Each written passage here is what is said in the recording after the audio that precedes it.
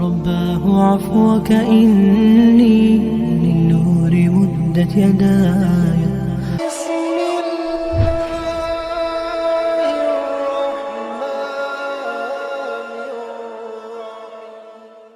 हज़रत अब्दुल्ला बिन उमर रज़ी अल्लाह अन्हु कहते हैं कि मेरे निकाह में एक औरत थी।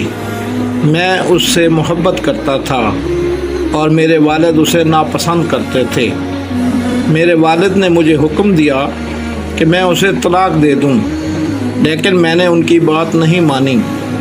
फिर मैंने इसका ज़िक्र नबी अकरम सल्लल्लाहु अलैहि वसल्लम से किया तो आपने फरमाया, अब्दुल्ला बिन उमर, तुम अपनी बीवी को तलाक दे दो।